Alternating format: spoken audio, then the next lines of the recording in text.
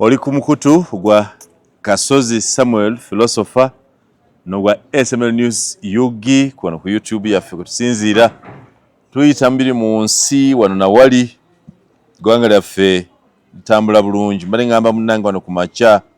nti Uganda wogirabira woginyonyolera waliwo abaga nti Uganda nsi etambula ekola ku misinde gyayiriri fastest growing economy kaola nti Uganda nsi yadobonkana yagwa failed state balimba abo balimba kaola nti Uganda nsi tetambula nawera balimba stagnant state balimba Kasozi balimba amu tebalina mu economics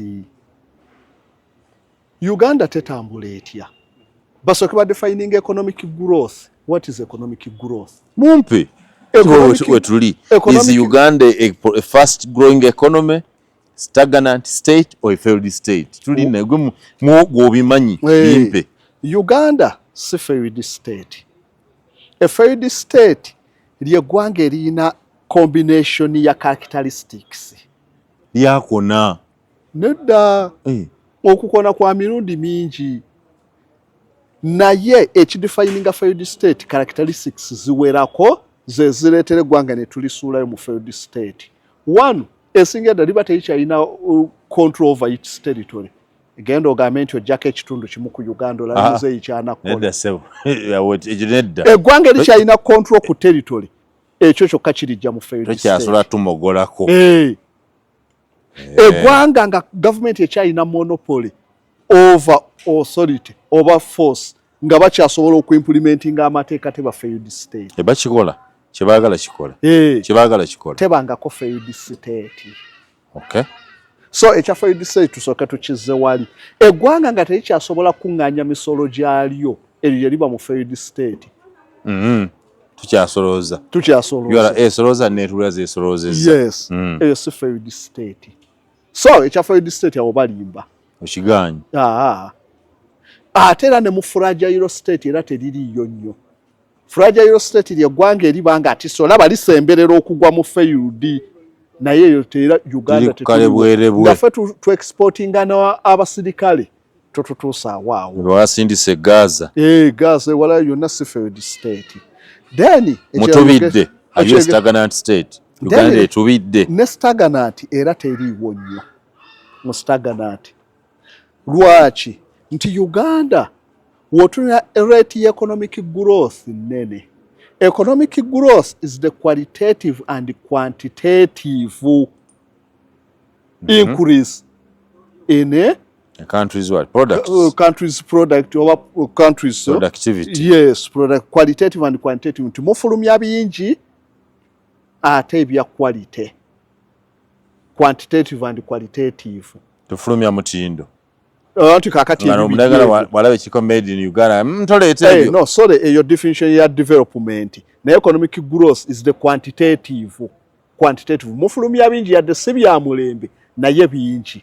Then economic development ya qualitative and quantitative mufulumya bingi ate bya mulembe we tutannatuuka kati fe tufulumya kiddala real kyo ezo emwanyi fe twasinga ku luli onzikiza twakola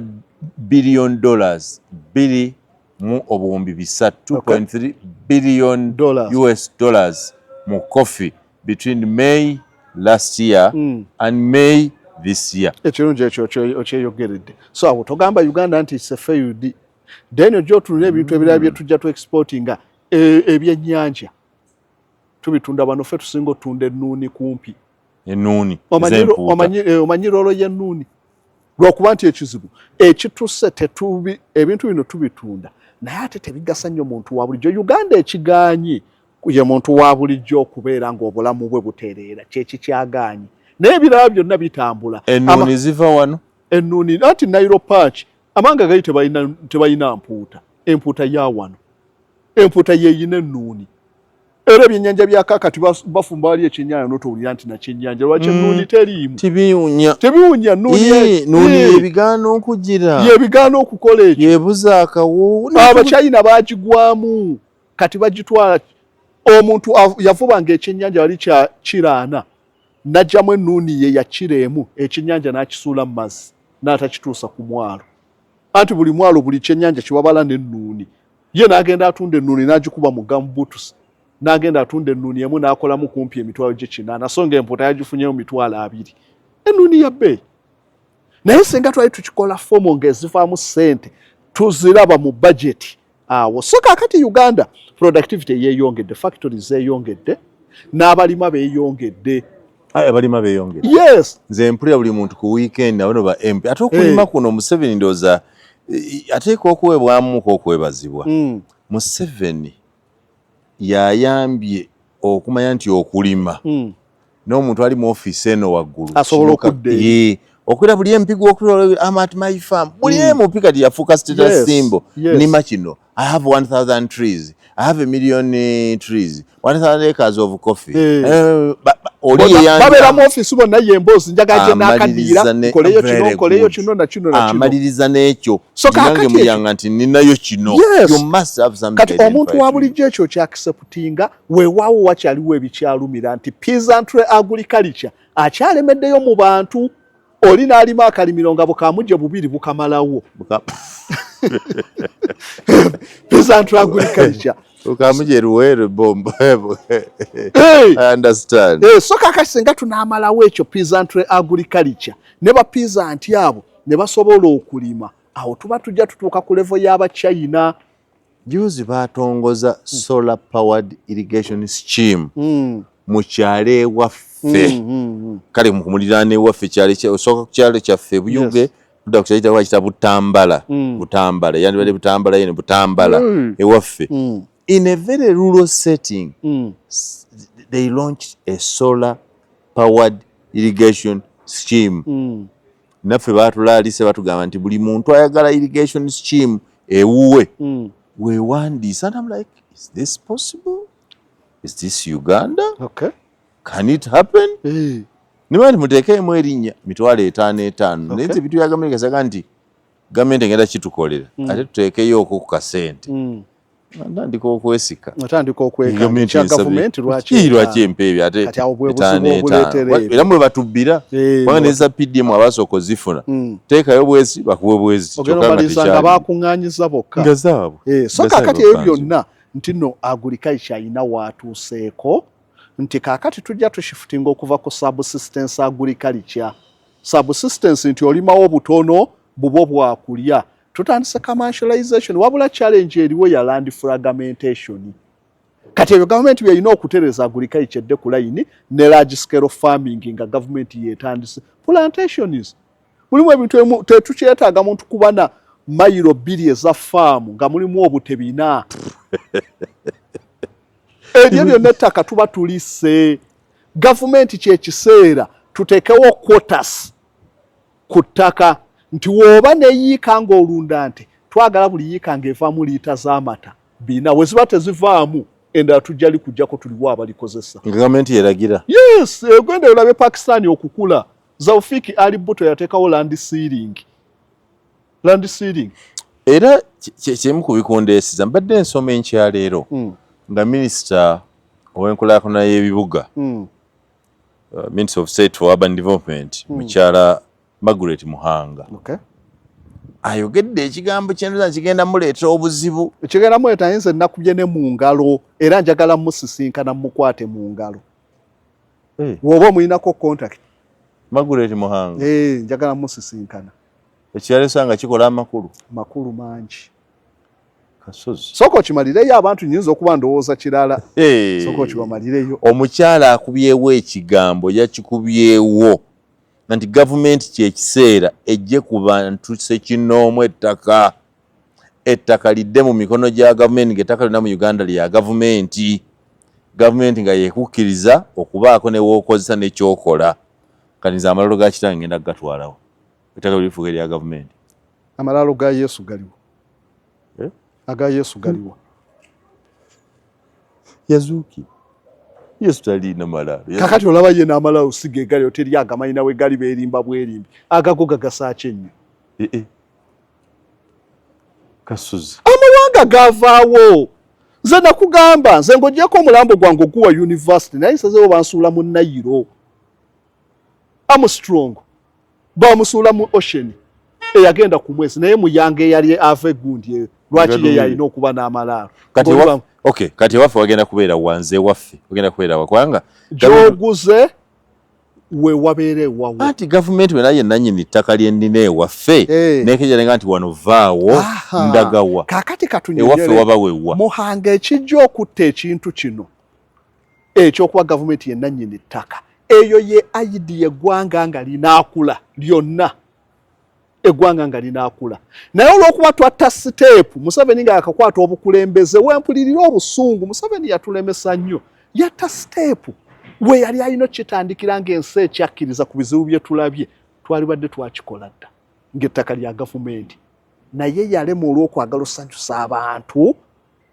basigale nga bakyali mu buyinza okusanyusa institutions n'ebirala byonna ettaka lyali lirina okudda mu mikono gya gavumenti naye kyagaana so kaakati Muhanga obuzibu obuliwo nti kaakati okudda mu mikono gya gavumenti kyetaaga mukulembeza mugezi n'okikola mu ngeri ya kigezi nnyo naye okeera obukezi n'olangira nti idde mu mikono gyawe ojja kulaba abeekalakasa bajja temula abakulembeze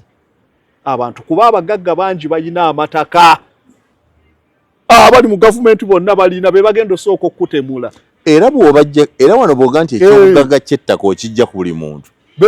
oyenga tufena tuddayo ne tubeera baavu nedda abantu ekibazimya nze landiroad eze nannyini nedda ebyo byonna capitalism yakola ebyo ettaka lino kiki kye baali balina okukola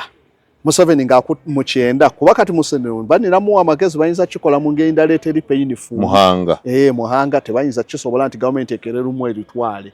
gavumenti yali erina okuddira ettaka lyonna nebeera mikono gya gavumenti ne balyoka batandika okulipulaningira gavumenti ze zipulaningira amawanga kaakati Muyanga Lutaaya katugeze kyali badde simple Museveni yakwatira obukulembeze ku kyawo kwa mukwaliko amayumba ng'ameka yakwata obukule amayumba obusiisira bungi nebaga nti amayumba agazimbiddwa amasereke amaka permanent naye baali batono nnyo tebaali bangi baali batono ekyo gwe baali batono twali batono kubanga anti jjukira ffe twalinga ewaffe kyalinga kika kimu muba muyanga so mwenna muli like one community naye nga muli bangi taata gundi muli awo the whole of villages yours naye nga tebiri packed nga kati we biri kaakati awo we yali erina kikolera nti ojja muba muyanga gavumenti n'okola otya noddira ekitundu ekiri empty ekyo tetulina ettaka lino kulitwala lumuho olusaamuli bajja kufiirako noddira ekiri empty n'okigazeetinga noga kaakati ekibuga kijja kuba wano n'ogenda oteekamu enguudo zo n'oteekamu plots n'otandika nti Muyanga w'ova ku kika kyammwe wali ettaka ly'obujjajja tukuwadde poloti eri planned wano eyo gavumenti yegikuwadde Kasozi gw'omusajja munnayuganda omuganda kyembansoga omuganda you want to support state ownership of land Kyekisinga Buganda exist after 50 years anti kaakati byebizibu bye tulina era bijja kutuddira paka Uganda tejja terera nga tukyalina ebizibu ebyo tugenda kuba n'enkulaakulana eri painful wovaayo kokosona oli ku ttaka lya Ssaabasajja kokosona ettaka lya Kyaki kokosona ettaka lya Gundi ettaka ne Museveni yennyini bwaga nti ngenze kuwumula akagenda lwakitula lyeryabwe bamugyeya gy'abeera ewaffe no abamu tojja kubasobola kuba ne bakwini ettaka balyeddiza bweddiza goloza Bungereza ettaka abakwini balina yettaka jjajja wa jjajjawe William de Conqueror yava e Bufalansa yagenda n'ettaka e Bungereza yalitwalira mu nsawo yali Mufalansa yatandikawo obwakabaka bw'e Bungereza 1666 William de Conqueror yali nobo e Bufalansa mutaka w'e Bufalansa n'akuŋŋaanya abasirikale be n'asala nosisi n'agenda awamba ba Saxon ne ba Angel naga kati nze kabaka obwakabaka bwa Bungereza ne butandikira awo yali n'ettaka yali Mufalansa kye bayita Norman Conquest bava Norman France ne bagenda bawamba Abangereza n'abakuba n'abatta bakabaka baabwe n'abatta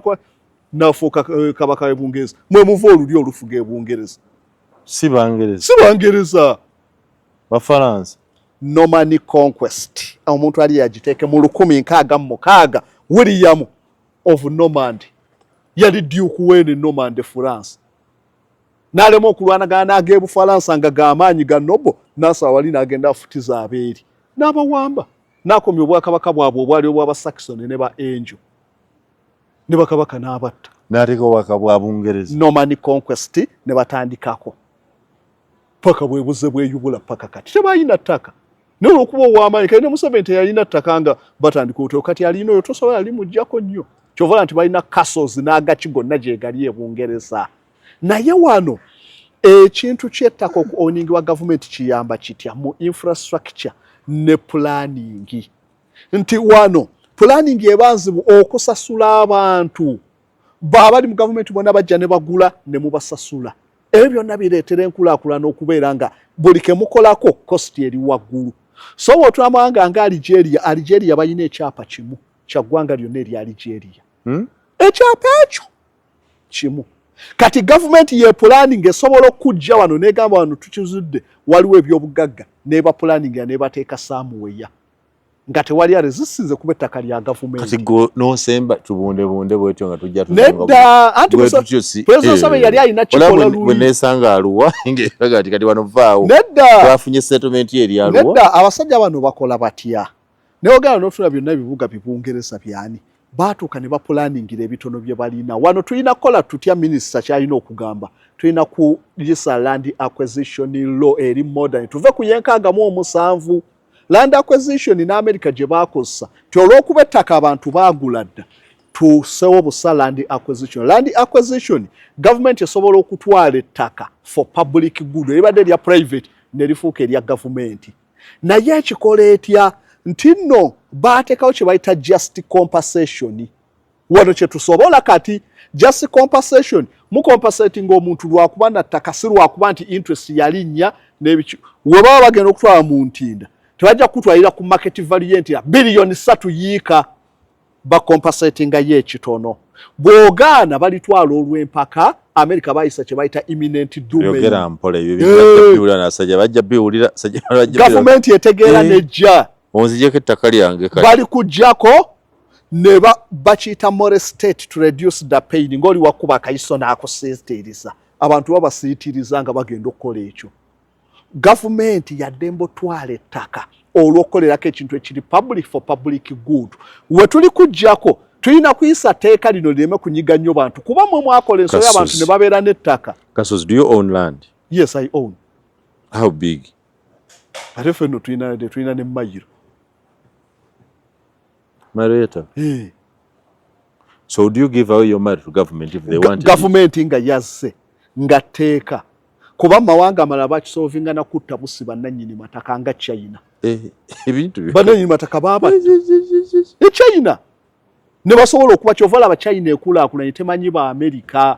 olw'okuba nti beesanga abantu baali baagula dda bali ku capitalism kati balina kuyisa land acquisition government ekugamba n'ekuwandiikira ettaka lyo tugenda litwala lwaki tugenda kukolerako kino na kino na kino na kino nfuniramu wa ne bakendeza ku bulumi bw'oyo project gye bateekawo be mu displaces bafunamu shares project gye mutaddewo era emirimu be basooka ogifuna nabo okwenyigira mu process ate ne mubateerawo ewalala awalyoke mwagala ku modernizinga katugeze kaakati kaleerwe mulina kukozesa land acquisition government jangu oyise teeka kaleerwe tugenda katereeza abantu abaliko tubayambye tutya mutandike mpola mufune we mubazimbira abadde mu lukiyi kimu ku kaleerwe mumuzimbira emizigo kalina empanvu mumuzze wali afuneko obwannannyini ku kafulo apartment mutereze kaleerwe kyekijja okutaasa eggwanga naye okudda olitwala kaakati gine kijja kuba kizibu mwakola ensobi ne mukkiriza abantu ne bagula obutaka bwabwe so mulina kikola mu ngeri yakola ki kuba compensate nga mubazimbire abantu mubaze mu apartments omanyi apartment mu Europe kye baziyita dumping grounds for the poor apartments wali yewana muze ndi mu apartment omanyi oyo munaku apartments are dumping grounds for the poor. Kasos. Are you Ugandan really? The way you look at things. No, gwegendo laba apartments zo nabali ebungeeza bajja tugamba. Bakola apartment ne bazimba bikalina 7 bikalina 2 nga byabanaku nnyo mwana nvudde mu college osobola okufuna kikalinawo n'obeerawo nga bw'okola ssente bw'owasa ne bakuza mu apartment gy'osasulako akasente akaweerawerako ate omugaggako n'abeera n'apartment bakola apartment ng'egatta omugagga ennyo n'egatta ki n'abanaku kakati ate abagagga ennyo baate ne babeera nga balina bifo byabwe bo tebabeera na mu apartment bazimba zibbangalo ewala n'ekibuga nga gavumenti gye yabapulaningira ojja n'ogula ku gavumenti ettaka so kakati ebintu byalibadde nga ffenna tugula ku gavumenti Muyangayo tayagamba mbadde gadumire gavumenti negenda ekuguza ettaka kakati ng'oli wa Bugembe baterezezaawo bulungi si siraamu n'ova egadumire nedda e Bugembe n'ogula mpola mortgage oba emyaka gyana n'ogula ku gavumenti bwe muzze Bugembe nziikawa nfiirwa bw'ofiirwa abantu bookya n'okubookya n'okubookya tujja tuuka nga tubookya olowooza ebijja binaabeera ne space wano e Uganda oli alina kumpi almost afa nekambu bijja ebyo binaabeerawo ebyo manga kijja osanga ebijjawo ebityo munoonya okulogerako abantu kyekibalwanyisa n'ebijja amanga tegakyali nnyo ku bijja bapulezidenti wa America bali mu Arlington National Cemetery tujja kukola cemetery babaziika awo kasa omufu awangalayo ebbanga amazigumba bagaziikula ne bagookya ne baguzaawo omulala we baakuziika abantu tebatera kukkiriza tebatera zikkiriza nteebereza nga nfudde banzigyeko etta gavumenti eritutte enziza e Bugembe we bapulaniza amaka ge we bali n'abaana olwo abaana abaali abalamoogi bafuuse batenga b'e Bugembe kakati abaava wano basireevu bakyali balamoogi abali mu Amerika Obama akyali mu luwo muteere mukuliriza ebintu bya kaliche benze kyovola siyina tribe siyina ddiini bwe munyiiza kati nfuuka omusoga nenfu ziri ebintu byebibasibasu kati kaliche ankuza okutuuka wano engasizzaaki naligambye omugisu afunamu bamukomola nze nange bankomola mu ddwaliro kati ekinfuula omugisu kiki nze kaliche atenfuga ne Kasozi Samuel philosopher kale Kasozi kale akokingendo kola ke kankolo gokunyiza bana abaganda munyambe munyiza ono afuke musoga tuida kuwerinda eddiini nali mu 7 side we bamanyiira nabuvaamu siyina ddiini kati bwe bananyiza nja kusaba buli mwaka nnondenga eddiini mbalage nti ate nsabayo ndabe kale wenaakutuka omwaka guno osalewo mbe Muyisa Masiya nsabe Muyisa Masiya agweko mbagambye twawukanye ne Isa Masiya kakati nfuuse ki nfuuse mutabuliiki nsale empale mala obutabuliiki mbuveemu nfuuke omusodokisi ngende mulabe kale wenaakutuka muŋŋonda mulabe nga nsobola okugasoma amadiini gonna aga ate nga sirina kimbaddeko so ebintu bino bitufugira bwerembu kubanga ndi muyisa engobi nina kubeera n'abayisa engobi displacement wamanyi population growth waliwo artificial population growth abantu basenguka ne bava wano kali kyetukuuma kubanga singa teyali kalicha singa wasaba nnyoko abengabi nitukugira ndigwe Kasozi oza sibagalangako abengabi nabutuka tuli kumukutu ne Kasozi Samuel philosopher abafiri bagamba don't try this at home please don't try this mamukyasaga emirembe mulina mingi sa olutalo olujja ne bakudisipulesinga ne wesanga oli Kalamojja bisoboka ne wesanga nga Nansamba eyali eruwera ali Kalamojja nga musange Kalamojja nze ngonyumiza ngati wanyiraze Nansamba nga ndeko omuganda mpasa omukalamojja ngo omuganda waali andi ye Nansamba Ibrahim gundi Ruti teyazaala mu bawalabe Katonda yamuvunaana bamunywesa omwenge n'abazaalamu yagenda mu nsi yava Gomola n'agenda mu nsi nga teri bakazi nga teri basajja banazaala mu bawalabe ne bamunywesa omwenge n'abazaalamu Ruti omu Bible bagamba oba tebakimanyi Ruti mulimu ebintu ebimu bye mukuliriza muri bo bokyogera tula nga kive nnyo nga kizitowa kive ki Ruti yazala mu abaana bamunywesa omwenge n'abazaalamu olaba nga kisika mukamwa embeera ng'egaanyi batugamba nti Jesus Christ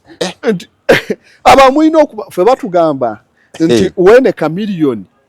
is threatened by fire it can abandon its ancestral way of walking nawolovu ng'omuliro gukutte ava ku ntambula y'obujjajja ey'okusooba n'adduka esituation esobola otuuka n'ova ku by'obujjajja Kasozi gobadde onkadiza kubanga obadde tolabika. No, really? yes. So kaakati bino ebya culture abantu batuuka ne bafuna kye bayita shared culture ne muva ku culture eyammwe. Bannayuganda abafaano nga Baganda baatuuka mu America tebakyali baafuna culture y'Abamerika ne accent boogera Lumerika. Ekyo kye bayita culture. Baniguro. Kati eyo culture weeri y'Abaniguro.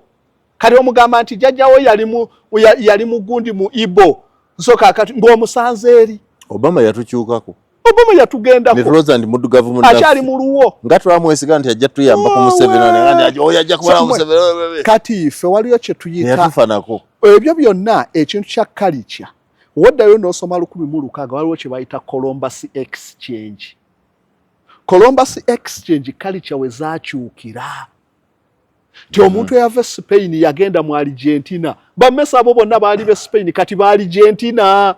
Culture ya Spain baasigazaako mannya bunnya gokka. Ebirala byakyuka. Columbus Exchange ebyokulya byakyuka. Baava eno ne bagenda mu South America ng'eriyo amatooke ge batalabangako. Amatooke gava mu South America. Kyova tuziyita Banana Republics. Christopher Columbus yagatambuza n'agaleeta mu Europe ne bagaleeta mu Africa. Columbus Exchange ne bye twalya byakyuka. So what specifically does government acquisition of land bring to a country? Okay, kakati government acquisition yeyamba etya. Nti wotula kakati ebibuga nga Kampala tebirikula nga temwadaptinze land acquisition.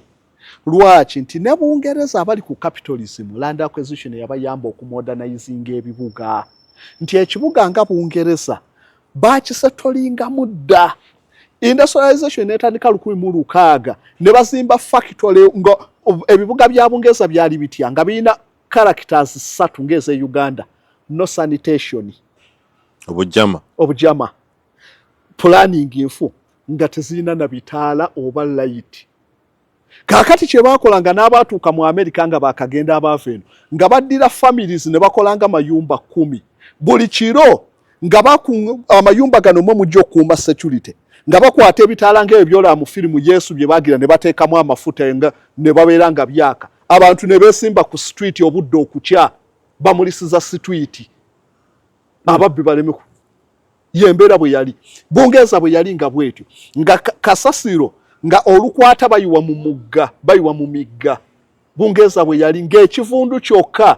era okumanya kyasuka nga olaba bikaleerwe byaffe genda ku Lufula wali kaleerwe olabe okuwunya kwokka ekyo ogenda kuzaawo lyange ettaka lyabwe nti Olufula lwano mu Kampala wano baalugjeyo ne nti Mukama yeebaze mbu baalugjeyo ate ne banaaluzza bajja kuba n'ebizibu ebyo beetaaga ku modernizinga Lufula ezo naye kubeera mu center tekiriyo ekyo tekiriyo city center primary okay kale kakati Olufula lwangu lwakutambuza naye ate mu Kiwunya naakulabya abantu n'obatambuza wano mu Uganda Kiwunya we wakyasinza obufu Kiwunya amayumba g'abantu gajjudde bidomola bya mwenge atomic bomb eri wali omuliro we guli kwata enyumba nakulabye Kiwunya genda yoddi izotambudde nze nakola research mu Kampala wano nnyo ebitundu mbimanyi ogenda mu Kiwunya nosanga ng'otuuka nova ku luguudo nodda ku mwala nodda ku kaala olwo ogenda otuuka ew'omuntu bye bibuga byaffe wewe gye twagenda okwanjula ne tuva ku kkuba emmotoka n'ekoma ne tubisomba ku bigere ne tuva ku bigere ng'ate tuyita ku mwala ng'ate olina biweereza weeri bituuke mu bakoje mu bitwala eyo planning mugenda kijjawo mutya ng'ettaka likyali owned by private individuals. So you support yes, government ownership of land. Which government are you talking about? You know that people have no trust in some governments. Abantu tebalina trust ne government ndayira trust tebeerawo nnyo naye etteeka nga lyazze bajja kukolako kale batuukirizeeko 20% erijja eribituukiriza wekibanga ekituufu nti land acquisition esolovinga ebizibu yadde yaffe enzibi naye etteeka kale kalibeerewo endala eritusangira okwo so mbadde nkulaga nti Bungereza okutereeza ebibuga ebyo Manchester baali bagiyita Yellow City nga industry za polluting obusolya bwonna bwa kyenvu nga wano factory wali church wali Lufula wali gundi nga ebivuye egiri awo nga balina bu restaurant ate mu biseera bya Queen Victoria baali bakafuna amajani China yali egalima yokka be baali bagalima Bungereza ne begalira China babawe ku ndokwanga olwo amajani gajja mu Europe omanyi gwe bakiyita maniac oba akasagazi k'amajani akali mu Europe akasagazi okamanyi badde manyi kabwenzi kakati no waliwo akasagazi akajja olw'okuba adopted ku kintu Bungereza waliyo timaniac oba mu Europe ng'omuntu waba tanywedde ku majani ajjulo ozirika gwe wali China nga yegabaguza Bungereza baddira omusajja ne yeefuula ng'omu China n'enkofiira mbega n'agenda bendo kwanga 30 ne bafuna amajani naye nga baddira amajani oli waganywamu owa restaurant n'agaanika wali ne gakala ne bagazzaamu era enkeera amajani gano nga oli wamala okuganywamu ekikopo ne bakikuddiza ne bagasengejja ne bagazza mu kasana ne gakala ne baddamu ne bagawa omulala ebyo byonna bive byali mu Bungereza nga naye lwaki lwa planning embi ne balyoka batandika land acquisition government ejja nesalawo ekitundu nga Kaleerwe abantu ne babasengula ne bafuna ne babateeka ne bakidevelopinga ekibaddemu amaka 2,000 ne kyaccommodating amaka 6,000 land acquisition tojja gikola ng'ettaka ogenda gule sente temuzirina okuzimba enguudo n'abamuhoozi ng'agamba ayagala Kampala ebeere ne street nga za nguudo mmeka nengaamu naye Jeno waffe Jeno ekyagenda kisobola atya okujjako Jeno Katonda amuwa omwoyo ogukola ebyamagero naye nga tagumuwadde Kampala wo street oluguudo olw'enguudo esatu osobola lujjawa omanyi cost egenda okubeera awo mujja kumenya Kampala road ebizimbe byonna bikyamu towers mujja bimenya era bw'oba oyagala okugaziya oluguudo okoleeta duole carriage eno bbiri n'eno katugeze ngeze bbiri eziriwo zonna zigenda wamu ogenda kumenya ebizimbe byonna kati ebyo byebizibu ebyasanga n'ebibuga ebyo kyova yatulina New York ekikadde n'ekipya muhoozi alina kufuna kibuga kipya okumpi okulinaana atandikire okwo abantu bakendereko eno oddo developing eno so kakati ebyo byonna tusobola bikola nga tulina tteeka lya land acquisition olyo jamugamba kagameza akantu katono bwe kanjagala bilioni 3 atuula asaleko balooya bayimirire bagambe mukwateko mujja maliza mukivuddeko wali ekisasi ring road tewali abantu bakogerako nnyo bakola oluguudo n'osigalawo fuuti nga 20 oli yagaano zikola oluguudo ne lugalanga gwanga kiri mumanyiira mutyo yagaano zigula bamala musasula ewaffe waliwo omukazi yaganye ebikondo okuyitawo ebyamasannyalaze ngayo madness esigala mugwa kuba private property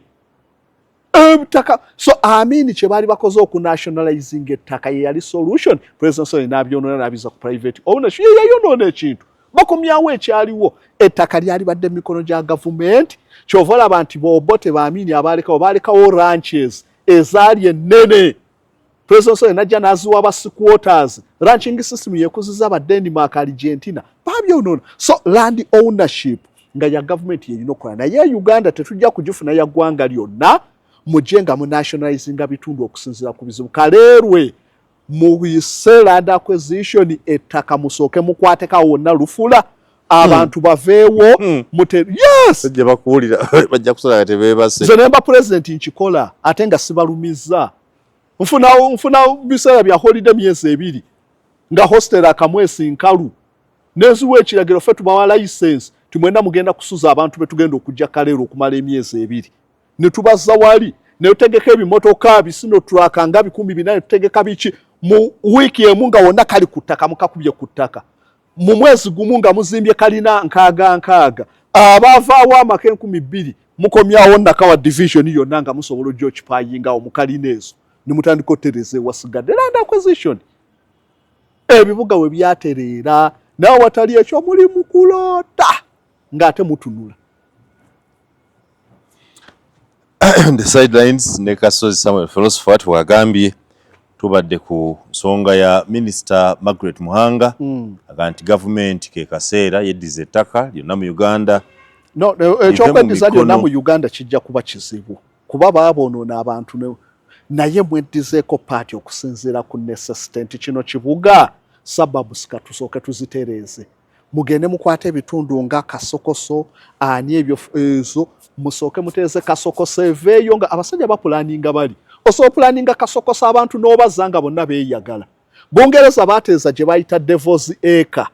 abantu ne basooka bagibajjamu ne bagidevelopinga mulimu nurseries, mulimu parks, mulimu internet n'ebirala byonna mutaddemu gundi zino infrastructure nga olaba amasanyalaze kakayintu ya government n'otuli ogubuga gwonna amasanyalaze ebikondo byesimbye biti byonna biringa ki bibuga ki bye mulaba gwe London girabamu agakondo gamwaga ag'ekisiru agamasanyalaze musiba mulabe ebibuga ebite ate nga bagizimba ddane gewaniso gonna agakondo biwamu agakondo ebyo byonna birina terezebwa so mutereze infrastructure nti enguudo zizino muteekewo obulungi we basimye we bazimbye obulungi muyiseemu buli ki tujja kutuuka nga tukozesa gaasi enkute tukyalina namwewunyiza ewaffe mu kyalo eriyo gas cans yes ate zo cans nayo nkola nkadde amawanga gava ku cans eza gas kati gas bamuyisanga wolaba mazzi nga buli nyumba efuna ku gas osumula buso bakonekitinga ne wabeera company supplyinga gas ne wabeerayo mutuusa ku bantu lwebityo nga gas yes oba amazzi ng'osuma busumuzi bwoti n'oteekako kuukayo n'ofumba gas amawanga ebyo byonna byetaaga ebibuga babipulaninge bityo nga wansi wamukola oluguudo mwe muyita kebe ez'amasanyalaze mwe muyita kebe eza communication mwe muyita sewage mwe muyita amazzi mwe muyita ne gas mu bigoma ebyo bazimbye mu nguudo empulaninge kati tandika okubiyisa mu bitundu by'omukaweempe olabe basimula oluguudo ne basimula ne baluddamu ne basimula ne baluddamu so ebyo byonna byetaaga kuddamu kupulaningira bibuga awo land acquisition ejjo bayambe ekkola ebyo omwana ajja kutuula n'ejjambi yasaleko muyise mu kibanja ekyange nga gavumenti kijookolerako eri ejjoogo twagala nkulaakulana China bannannyini ttaka baabato bamalawo abaasigala ne babeegayira tulinawo sinzo ownership ku ttaka mutuleke banoboze China baabatta tuli mu mwaka kubatta busiri yes Chinese vawonge wedde Mao Zedong oza China okukula amawanga ganaasobola China obwannannyini weebuli China okukula baaleeta kye bayita targeted poverty alleviation China tekyali mwavu kye bayita absolute poverty omwavu omukyolo takyaliyo China waliyo relative poverty naye China egobye nga ne munsi yonna tewali ggwanga lyasobola kyachivinga baakola targeted alleviation poverty alleviation baasengula abantu mu byalo ebisukka kumpi 250 ne babajja mu kyalo ekibadde ekinshasha ne babazza ewalala lwaki tetujja sobola bakulaakulanya mu nsozi zammwe eyo osanga abeebundi bujjo bali mu nsozi waggulu ani anaakutuusizaayo gaasi eyo mubasengulayo ne mubazza ekyegeegwa eri ne mumala ne muteekayo plantation ku nsozi China bwetyo kati gogamuyanga tebamujja kubanga weebusembatya tukujja busembatya ne kutwala eyumbe Kasozi you forget nti ensi yaffe this country n'ekikula kyaffe kifaanana ebyalo byaffe nti abantu abazaalibwa omwankole bw'omulaba nti omunankole because of where they are geographically born how they are raised bafaanagana omuganda era nti muyango ono omusoga when you do that you lose that naturality abajja e Kampala bagiruuzinga abafumbira abali mu kifumbira tugambe nti nno tebakyali bafumbira kubanga baava ebufumbira abali e Katwe Kinyola abanyolo bava eri ne bajja e Kampala ne beegatta n'Abaganda n'okubawasa ne tubawasa naye wogamba nti kubanga mubajja nkole bajja kuluzinga identity abajja e Kampala bagiruzinga okuba Kyekisinga kibategeeza kuluzinga identity olaba n'Abasomali bagumidde e Kampala bameka abatambula buli ddakiika kudda Somalia mwebani atasobola gumira nkyukakyuka kali kya tugifuna omunankole yali talya byennyanja kati n'amagumba agalyanga gayita sayidi ndala n'embizzi bagirya baabiyiga kati kali kyeri waawo Mpozi yabuuzanga nti neewuunya okulaba ng'eriyo abanankole mwayiga n'okulya embizzi muno bajja kusukkawo n'obusezi bajja bukola n'obusezi bajja bukola nga bwetaagisa yes we mwana nga n'obusezi bweta kali kyo blending ensi ekyuka naife obusezi twabubalekera obusezi buli wamu Buganda ebusoga obuuza omuti omusezi nti nze tibonanga ku musezi mwebaze Museveni liri wammwe Museveni yagobye obusezi tuddeyo mu kiseera katugeze olutalo ng'abantu tebalima enjala weeri olaba obusezi bubeerawo nnyo mu biseera bya crisis naye lwakuba Museveni alwanye nnyo enjala n'agigoba tetulina nnyonja tufune enjala wano gw'omuwadde akatebe ye Buganda emyaka 2 ng'abantu babe weseekulye ggwe that is survival cannibalism. Museveni wajja nga tebannandya katunzikire wano tusingana ate programu ya Feddako ne Kasozi Samuel philosopher omuntu gwaffe ono gwa SML News yugize Simon Yanga Lutaya.